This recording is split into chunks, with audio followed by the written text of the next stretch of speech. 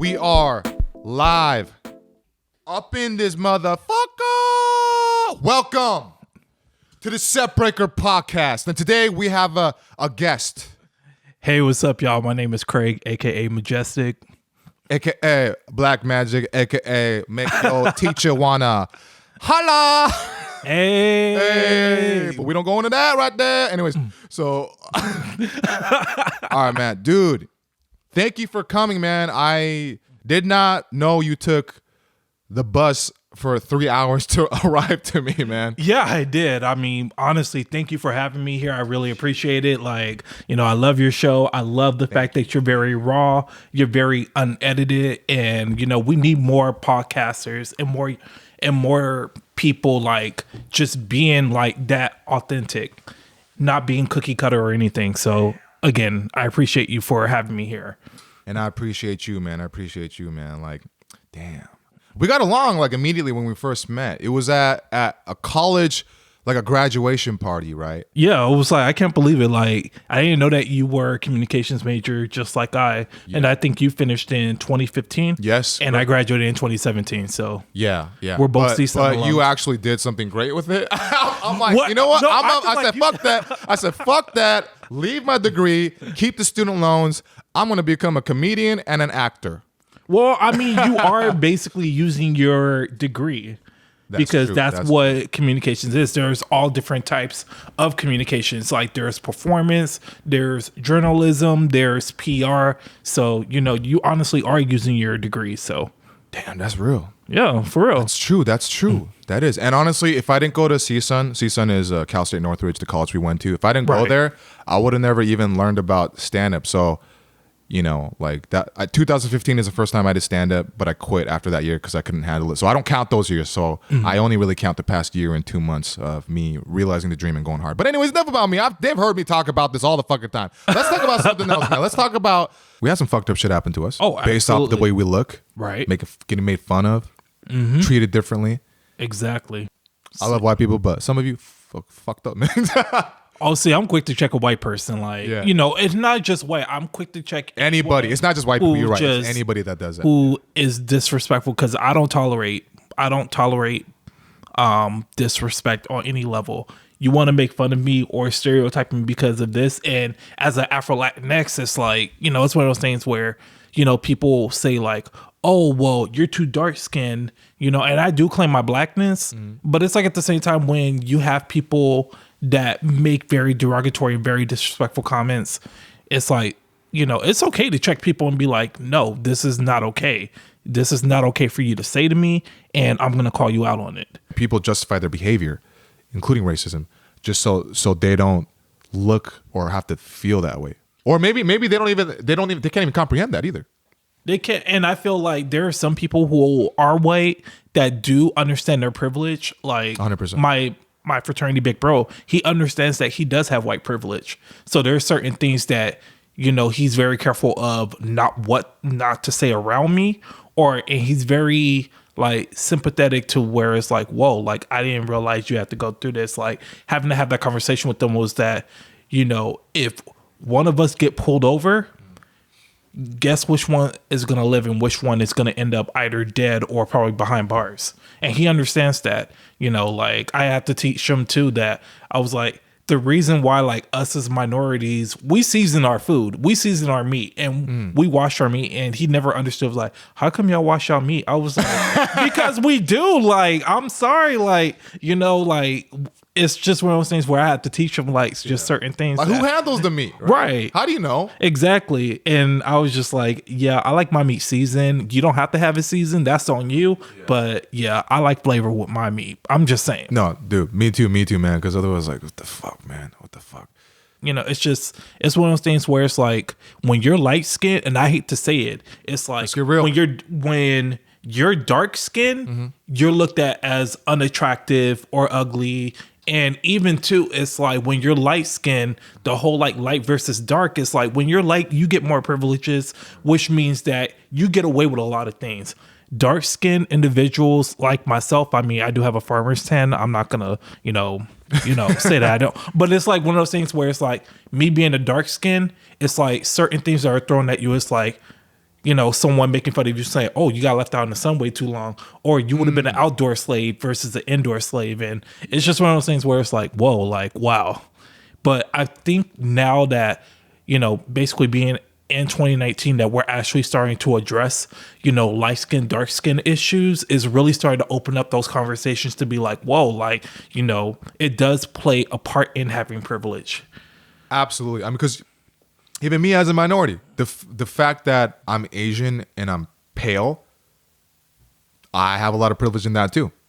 Because if you and we walk in a fucking market, they're going to be looking at you. Right, absolutely. They're gonna think that I'm just like the nice guy. Oh, and I could be like a fucking gangbanger from like fucking East Side Long Beach. Right, and have no fucking idea, right?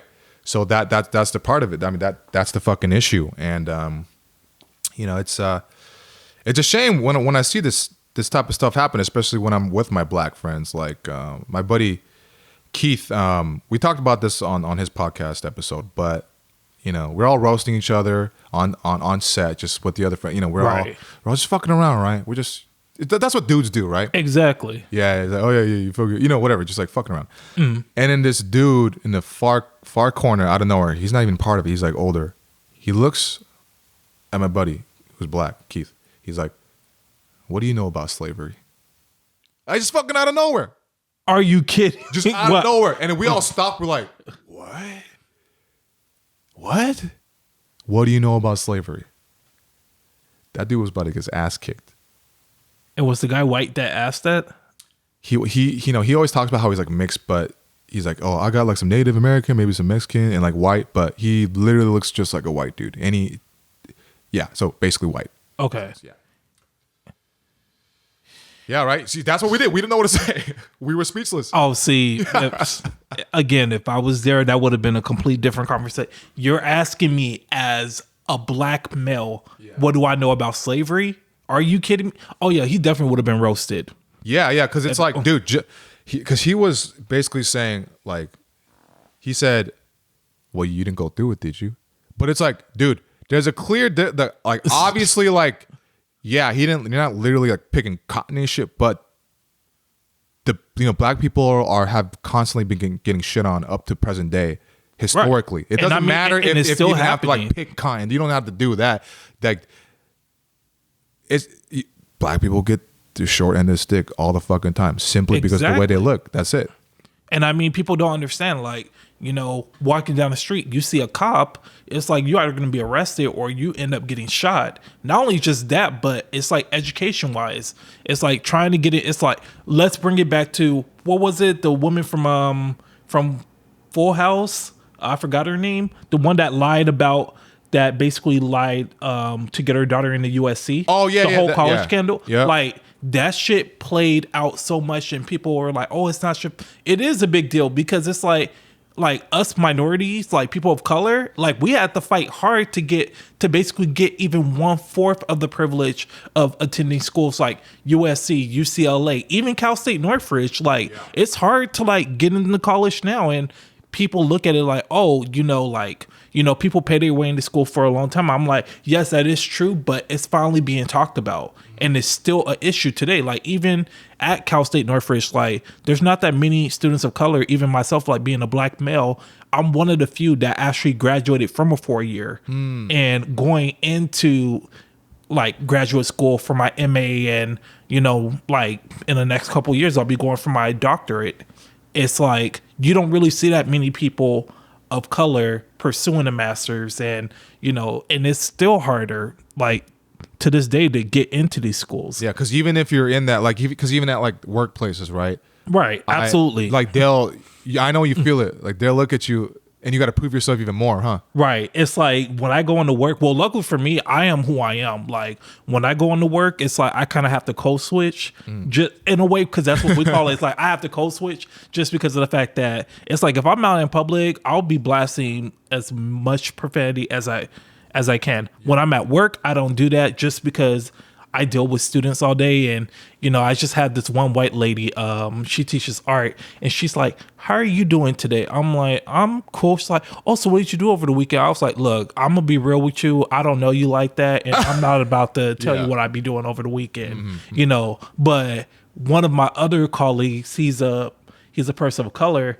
I'm sitting up there conversating with them. I was like, oh man, this past weekend we did da da da da.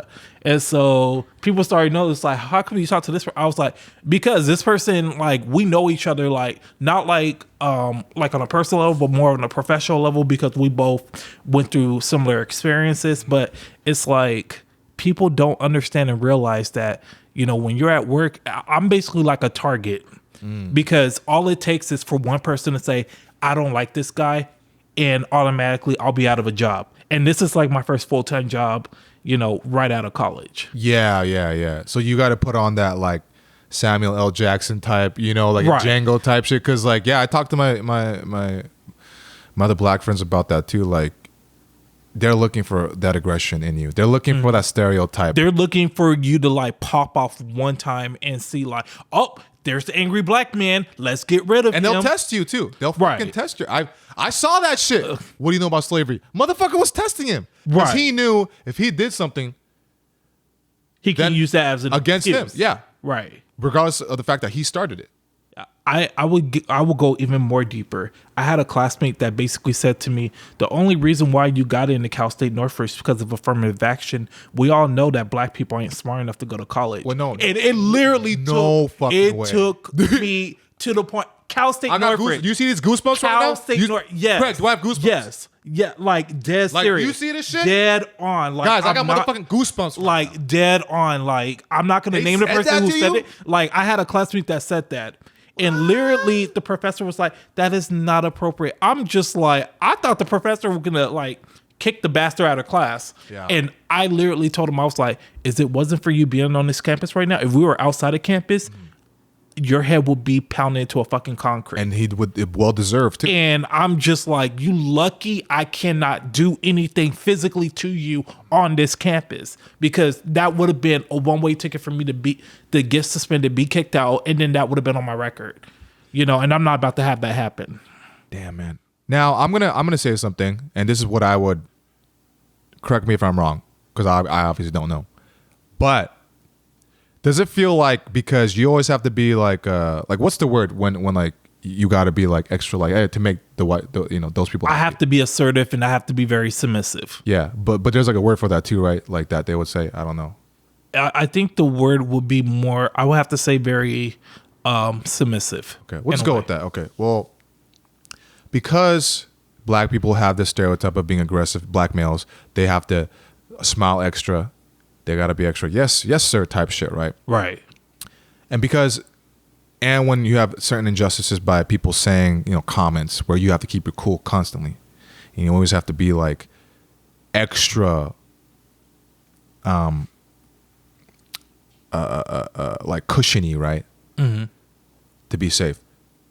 I feel like that would create so much real pent up aggression and anger, because it's like, I can't even be me. I can't even like say something like assertive without being looked at as he might get violent, he might do something, right? And then that's when I think sometimes there's moments where one person really does say something extra fucked up, and then shit just pops off because of all that past pain, anger that is hard to compartmentalize, because it's a constant thing that's always there. Is that true? Because I feel like, is that I will have to say, in a way, yes and no. Yeah. Like, now it's a lot different. Back then, when I was working like my part-time jobs, like, absolutely. Like, I've seen things that I'm just like, you gotta be kidding me. But the only reason why I didn't pop off is because of the fact that this is my job. I don't want to lose it. Now that I'm in a full-time position now, it's more of like, I'm definitely myself in, like, and the principal knows, like, I'm very straight up. I let students know I keep it 100% me. Yeah. This is me. If you don't like it, oh well. I'm not going to sugarcoat my way or act a certain way in order to get shit done, because at the end of the day, I'm all about, if I'm doing what I need to be doing as far as my job responsibilities are, don't fuck with me. Yeah. Because just being able to live your life authentically, not just like doing what you love, but being able to speak your mind and express yourself,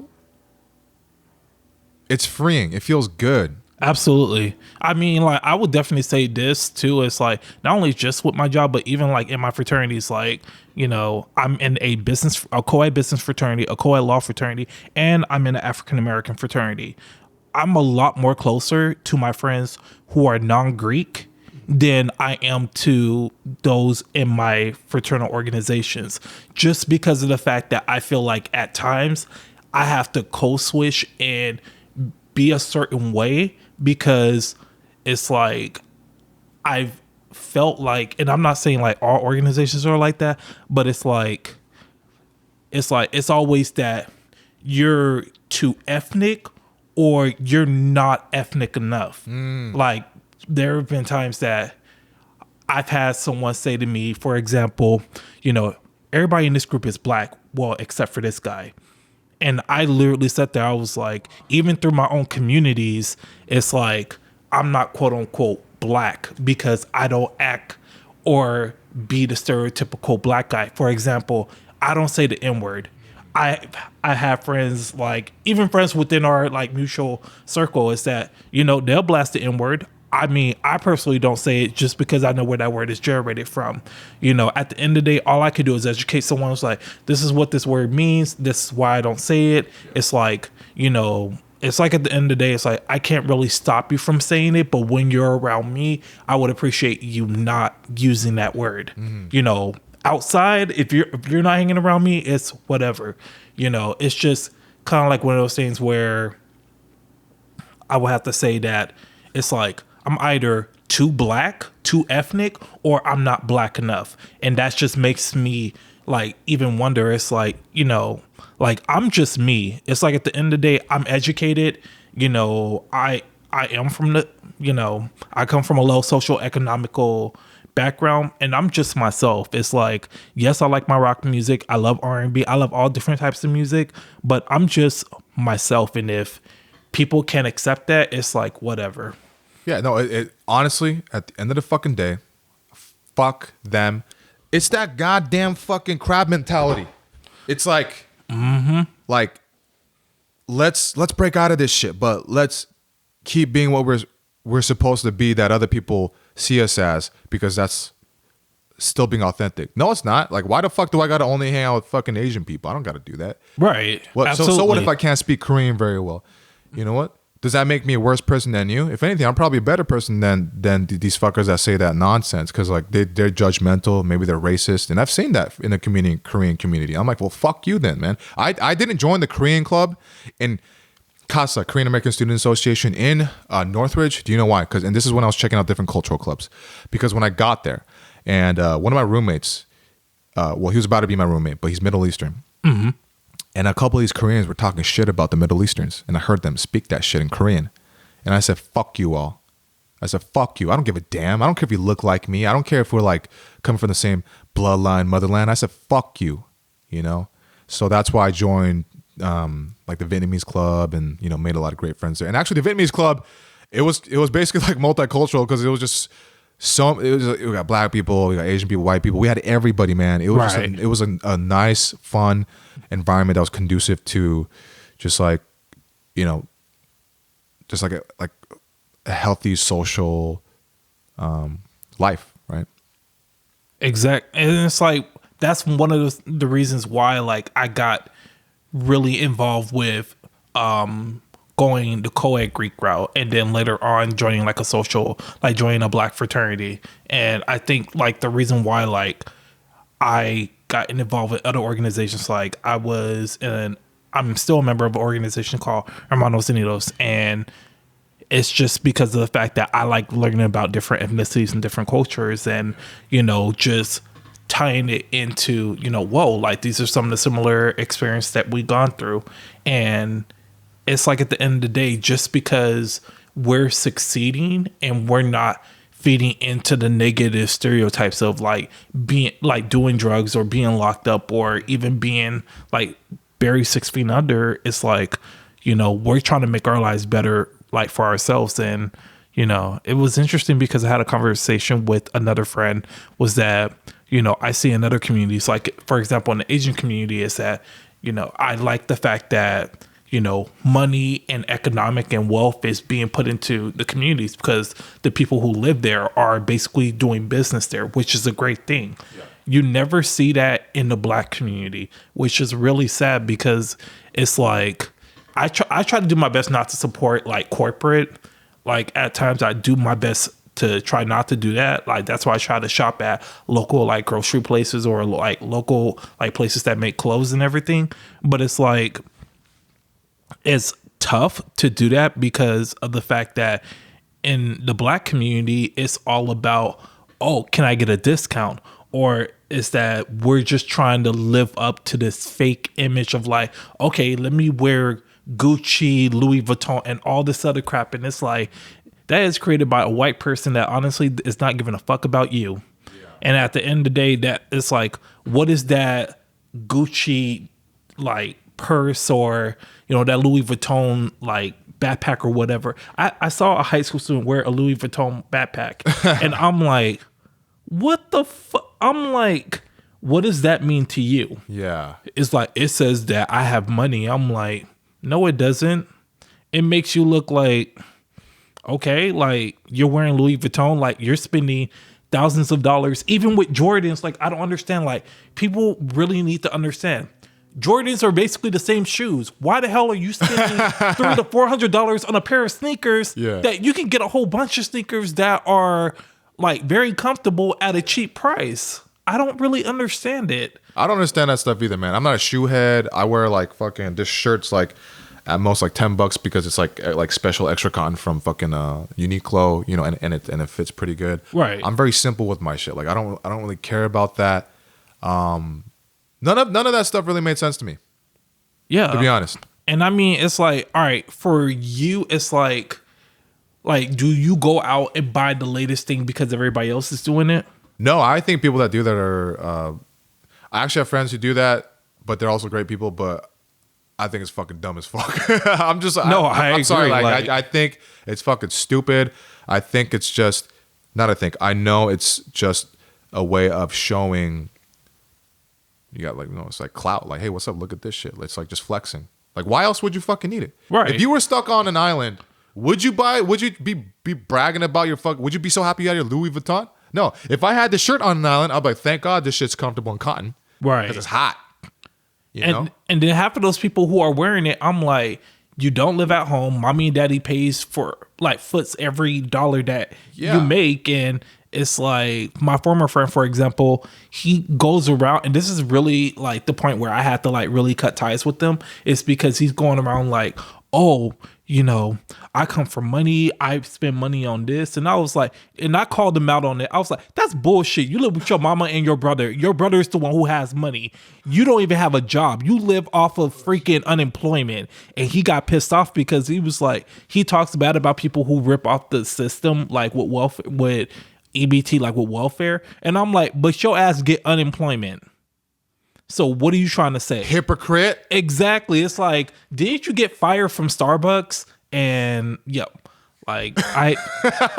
so I mean, he literally got fired from Starbucks. Damn. And then he wants me to hook him up with a job. I'm like, nah, I'm sorry, you ain't working with me. Like, but it's like, I hate it that people like spend money on these things. It's like, now, if you got the money, you're free to spend it however you want, but don't be going around spending money on these things thinking that it makes you look better. It doesn't make you look like anything, because at the end of the day, it's going to be something that's created. It's like we all have the same grave at the end of the day. When we all die, we're all going to be buried either 6 feet underground or probably cremated or whatever. It's like, or drowned. Or if you fuck with the wrong person, you might be right. But I mean, it's like, honestly, it's like at the end of the day, it's like name brand doesn't make who you are. Like, even it's like, me being in my fraternities, it's like, I'm proud to be a member, but that's not all of who I am. I'm still that same person. I'm still Craig Majestic Williams before I became a member of these organizations, or before I became a CSUN graduate, and I'm still going to be Craig Majestic Williams after it. It's like, I stay true to myself. I think me being very authentic, being honest, being open, and that's just who I am. And I just tell people, I'm like, you can either love me or choose not to be around me. Either way, I'm still succeeding. And I still continue to succeed. Hell yeah, man. That's what the fuck it is. And by living your life with that type of authenticity, it brings the right people in your life, and it kicks out the wrong people in your life. Exactly. You know, because I'm not gonna sit here try to get accepted by like a certain group of people within the Asian community. Be like, you're not Asian enough. I got that too. I'm like, well, you know what? You're a fucking insecure piece of shit. Why else would you say that? You know? Right. I feel sorry for you. Maybe you need to get some more confidence and get laid or something. Calm the fuck down. Do something else. Chill. Exactly. Happy people don't judge other people on that level. If you're happy and you're comfortable with yourself, you don't have to be shitting on people all day to make yourself feel better.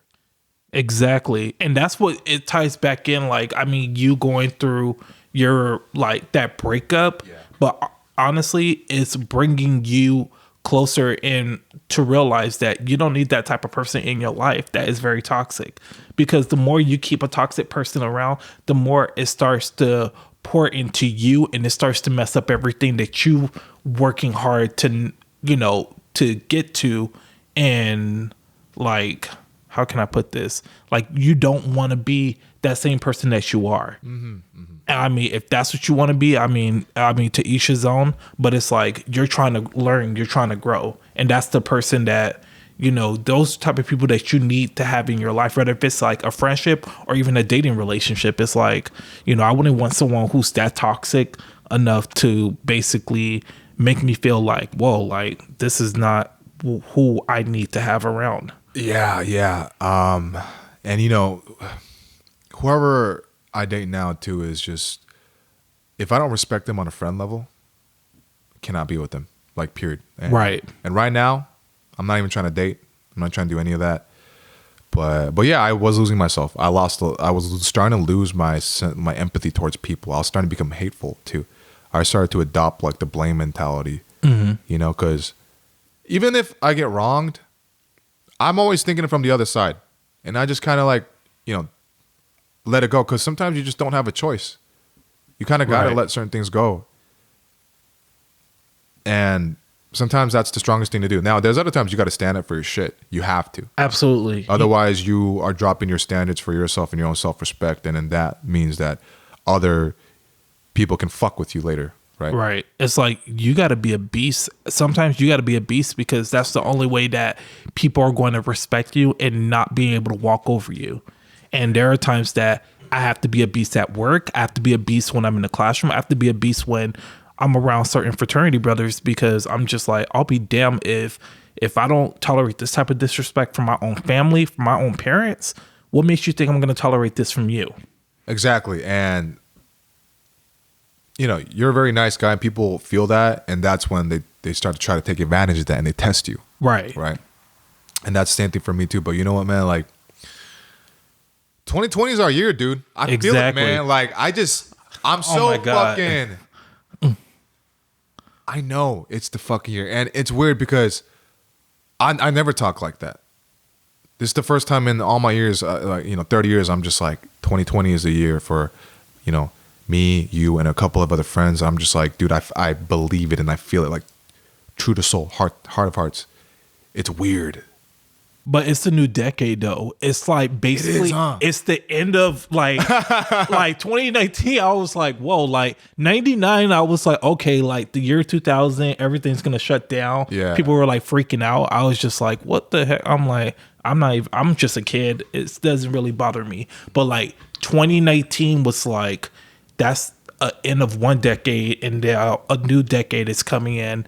You know, at the end of the day, it's like, it's really starting to make me see and realize that, you know, I want to break into impromptu and like really get back on the stage. And, you know, because I do miss acting. I do miss, you know, the fact of being up on stage, whether if I'm like giving a speech or even like acting or even talking about some of my experience. Like, and thank you again for giving me that courage to do so, because you honestly made me realize that it's like, whoa, like I miss doing that. You know, it's like, it's one thing to take a class on it, but to get back in, because it's like I love education. I think it's the greatest thing, but doing impromptu in a way, it's like therapy in a way.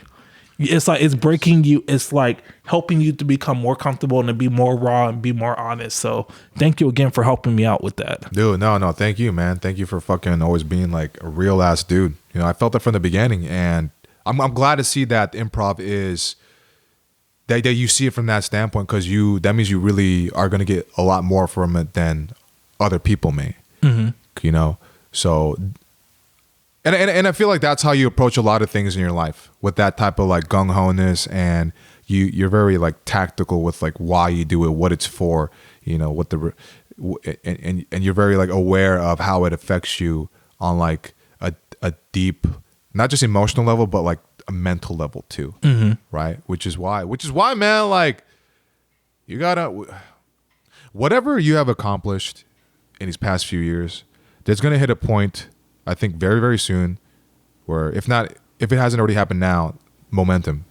Honestly, like, continue being you and being, you know, more open about it. It's like, I'm not saying tell your deepest, darkest secret, but I'm saying, like, you know, talk about, like, if you're feeling pain, it's okay to talk about it. This is like, I'm to all the people of color out there, it's nothing wrong with talking. Mental health is a serious thing. It's nothing wrong with talking about it and expressing emotions. Like, the more we keep it bottled up, the more that, you know, unfortunately, like, people are taking their lives because they feel like it's an option. And, you know, PSA, it's okay to talk about when you're hurting and that, you know, when you're going through something, because at the end of the day, we all have issues. We all are going through something. But when you talk about it and you let people know, like, yo, I'm not okay, because there are times, you know, I felt like, whoa, I can't really talk about this because, you know, but the more you're open about it, the more that you're going to help someone else to see that light and be like, whoa, like, this person is going through something, but he or she is able to get through it.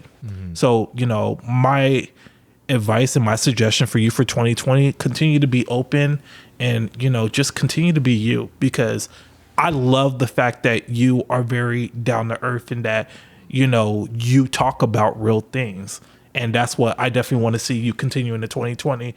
And of course, see you on some TV shows, like as a lead actor, because you honestly deserve it. Thank you. It's going to happen, man. It will happen. It will fucking happen. And oh, by the way, last thing I want to say about before we go, just want to say one more thing. Okay.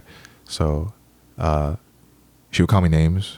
First thing she did, like, last week when she saw me was like call me a retard and like an asshole, because I didn't do what she wanted me, because I wasn't having enough sex with her, but I didn't because I can't have sex if I don't feel emotionally connected in a relationship. And I felt it was so much emotional turmoil. I felt it was so fucked up that I couldn't do it, man. I mean, we would do it like maybe once a week, but how did you feel afterwards? Like, I didn't feel that good, because I felt like you putting a bandage over it by having sex, and I don't like that. And I would tell her, I'm like, that's why I'm trying to heal this. I'm trying to fix the core issue so that we can really, we don't fuck, but we can make true love, you know? Right. And love is not just about sex. It's about other things. It is about other things, man.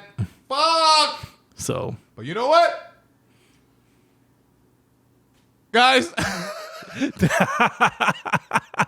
This is my boy Craig, the homie, my brother. Thank y'all so much. If y'all want to see, like, just to let y'all know, I am on Snapchat. See Majestic87. Hit me up on there. Like, you probably won't see too much because I try to like keep it. But yeah, if you want to, like, definitely keep in touch, see Majestic87 on Snapchat. See Majestic87. So guys, we talked about real shit.